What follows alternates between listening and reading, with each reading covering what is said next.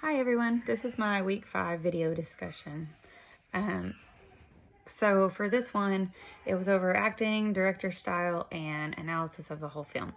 So I picked a few questions out of our list, and I wrote them down so that I can remember what I said. So one that I wrote down was, how does acting affect the meaning of a film?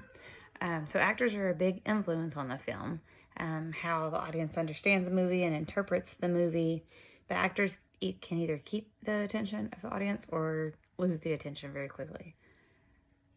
They really have to dive into the role and make a movie really good with a great actor. So like, for example, the Joker movie, everybody knows that he went all out for that movie and got really into it and played the role and really became the character. So, which made for a really, really good movie. So, it allows actors bring the movie to life. It allows the audience to connect emotionally with the characters. So another question that I picked was, what are some of your favorite films in terms of acting? So one of my absolute favorite movies is The Accountant with Ben Affleck. If you haven't seen it, you should go watch it. It's wonderful. Ben Affleck plays as an autistic accountant, and so it's really interesting to watch. I relate to the movie a whole lot because my daughter is severely autistic. She's also nonverbal, but they're so extremely smart, and like the ways that they do things, they're very specific, and like they've a bunch of like sensory, I don't know, not problems, kind of like sensory issues or different sensory things that they like and don't like. And so it's really cool to watch The Accountant and reflect on that compared to how my daughter is. So I really enjoy that one. But also, like, not just because of my daughter being like Ben Affleck's character, it's just really good in terms of acting. Like, he does a great job at portraying this autistic accountant. He really, really does a great job in the movie.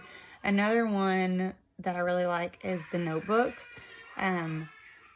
So in terms of acting for The Notebook, it's very emotional. By the end of the movie, I always cry. I think everyone I talk to cries in The Notebook.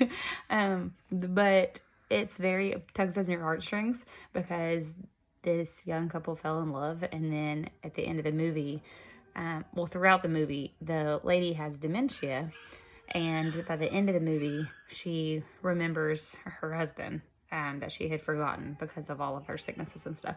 So the old lady brings them a lot of the emotion into the movie, I think. And then it gives you the background of like their history as children when they were dating.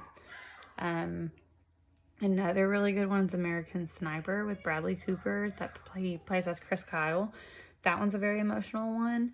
It kind of just tells about his story and stuff like that and what he did, and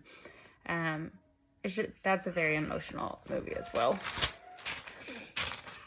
So my favorite films in terms of directing would be any Adam Sandler movie. I love Adam Sandler movies.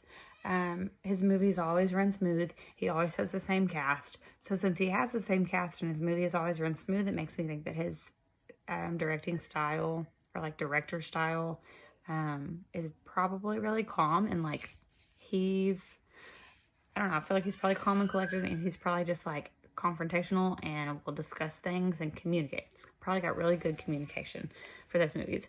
The book tells us about how most or many directors, they let the power go to their head and they throw a fit and scream at the cast and they're difficult on set.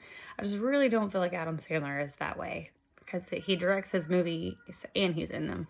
I just don't think that he's that way. I can't see it happening. I think that's why he's got so much success with his movies. I think he's probably a really good director. But yeah, I really enjoyed reading over these and talking about these and thinking about the movies that I like to watch in perspective to all these questions.